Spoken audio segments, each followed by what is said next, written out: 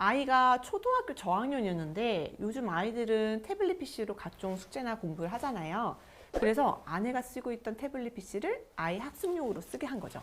근데 이 핸드폰이랑 태블릿 PC가 연동이 되어 있다 보니까 아내의 외도 사진, 모텔 간 타임라인 등을 초등학생 자녀가 보게 된 거죠. 자녀가 아빠한테 엄마가 어디 모텔을 갔어 하는 이야기를 듣고 의뢰인이 이혼을 하시게 된 경우였는데요. 아내가 본인의 외도 사실을 자녀에게 드러났다는 걸 어떻게든 덮기 위해서 자녀에게 아빠 욕을 계속한 겁니다. 안녕하세요. 제업하는 남편 이혼 전문 안주현 변호사입니다. 얼마 전에 저희 사무실로 예전에 이혼을 하셨던 의뢰인이 전화를 주셨어요. 지금 키우고 있는 아이를 전 배우자에게 보여주고 싶지 않은데 방법이 없는지 문의를 주셨거든요. 우리가 면접 교섭은 반드시 해야 한다. 배우자가 미워서 이혼을 하더라도 전 배우자와 아이는 부모와 자녀의 관계이기 때문에 자녀의 복리를 위해서라도 반드시 면접 교섭에 협조해야 한다라고 알고 계시잖아요. 그런데 이 면접 교섭을 제한하거나 아예 배제해야 하는 경우도 존재하거든요. 그게 어떤 경우냐면 제가 진행했던 사건을 예로 이야기를 한번 해볼게요. 아내가 결혼 기간 동안 외도를 한 거예요. 아이가 초등학교 저학년이었는데 요즘 아이들 태블릿 PC로 막 각종 숙제나 공부들 하잖아요. 그래서 아내가 쓰고 있던 태블릿 PC를 아이 학습용으로 쓰게 한 거죠. 근데 이 아내 핸드폰이랑 태블릿 PC가 연동이 되어 있다 보니까 아내가 찍은 사진, 구글 타임라인 등의 정보 등이 태블릿 PC에서도 볼 수 있게 된 거고, 아내의 외도 사진, 모텔 간 타임라인 등 이걸 다 초등학생 자녀가 보게 된 겁니다. 자녀가 하루는 자기 전에 아빠한테 엄마가 이런 사진 찍었어. 엄마가 어디 모텔을 갔어. 하는 이야기를 듣고 의뢰인이 아내의 외도 사실을 알게 됐고 그래서 이혼을 하시게 된 경우였는데요. 이 과정에서 아내가 본인의 외도 사실이 자녀에게 드러났다는 걸 어떻게든 덮기 위해서 자녀에게 아빠 욕을 계속 한 겁니다. 일명 가스라이팅이라고 하죠. 네 아빠가 얼마나 나쁜 사람인지 우리는 하지도 않았던 그런 폭행 사실까지 거짓말로 아이에게 주입을 막 시킨 거예요.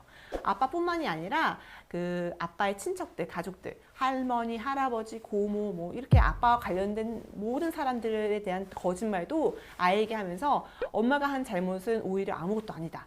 엄마가 잠깐 정신이 나갔다. 그런데 저렇게 폭력적이고 나쁜 아빠 밑에서 네가 크면 결국 엄마처럼 될 거야. 뭐 이런 이야기를 끊임없이 했다는 겁니다. 이혼 과정도 순탄치 않았지만 결국 아이를 아빠가 키우기로 하고 이혼을 하긴 했는데 문제는 이혼 후 과정에서도 계속 됐다는 거예요.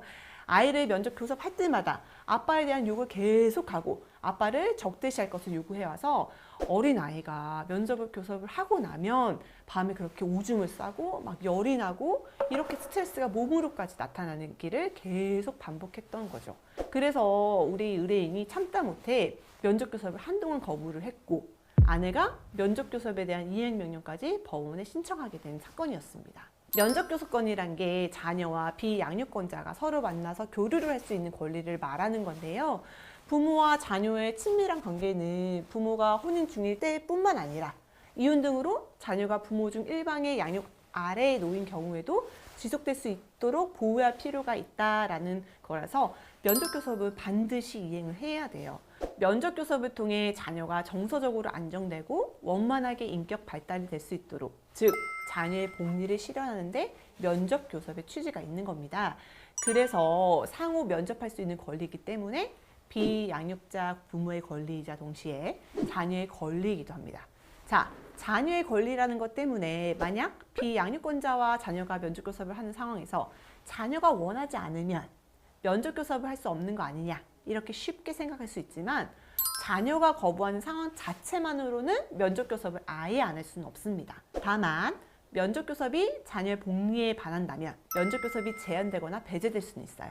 대표적인 예로는 자녀와 비양육친의 관계가 장기간 단절된 경우 또는 비양육친이 자녀에게 학대, 폭행, 성폭력 등을 가하는 등으로 친권 상실의 사유가 있는 경우 등이 있는데요. 사안에서와 같이 상대방이 면접 교섭 이행하라는 청구를 했다면 그 소송 과정에서 자녀가 정신과 상담조차 거부할 정도로 엄마와의 면접 교섭을 거부한다. 뭐 이런 자료도 내시고 진술서도 내셔야 하고요.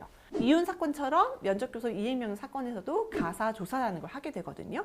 가사 조사관이 양 당사자가 어떤 지점에서 의견이 충돌하는지를 발견을 하고 경우에 따라서는 자녀도 소환해서 직접 조사를 하기도 하는데요. 이 면접 조사를 굉장히 중요하게 생각하셔야 합니다. 그래서 만약 이렇게 면접 교섭을 제한해야 하는 필요성이 있는 사안이라면 아이가 면접 교섭을 하면서 겪는 어려움을 잘 말씀하시고 무조건적으로 면접 교섭을 안 해야 된다 하는 말씀보다는 아이가 면접 교섭으로 인해서 받는 고통이 어떤 수준이고 그에 따라서 면접 교섭이 최소한으로 이루어져야 한다는 필요성을 인식시키는 게 좋겠죠. 요즘에는 가정법원에서 면접교섭 이행센터를 운영하고 있어요. 부적절한 면접교섭을 해왔던 비양육권자를 위 이행센터에 불러서 제한된 시간 안에 제한된 공간 안에서 면접교섭하게끔 하는 방법으로도 이루어지고 있습니다. 법원도 부부 간의 대립이 심해서 양육하는 모가 비양육하는 부의 면접교섭을 강하게 반대하는 경우에는요. 특별한 사정이 존재하지 않는다면 면접교섭을 회피하는 게 맞지만 자녀의 연령 등 자녀가 단독으로 아빠와 면접하는 게 가능할 때는 엄마가 반대해도 원칙적으로 면접교섭을 인정할 수 있다고 판단합니다. 그래서 중학생인 자녀와 매년 1회의 면접교섭을 인정하기도 하는 등 면접교섭을 무조건적으로 허용하진 않고요. 그 횟수를 제한하거나 방법을 조정하는 식으로 자녀의 공유를 우선적으로 하는 판결을 내리고 있는 추세입니다. 그래서 만약 사안과 같이 면접교섭이 아이에게 너무나 큰 스트레스가 되는 상황이라면 면접교섭 변경을 고려해 보시면 좋을 것 같습니다. 오늘은 아이의 복리가 위협받는 면접교섭을 제한할 수 있는지에 대해서 이야기해 보았는데요. 오늘의 영상이 도움이 되셨다면 좋아요와 구독 부탁드릴게요. 다음에도 도움되는 유익한 주제로 찾아뵙겠습니다. 끝까지 시청해 주셔서 감사합니다.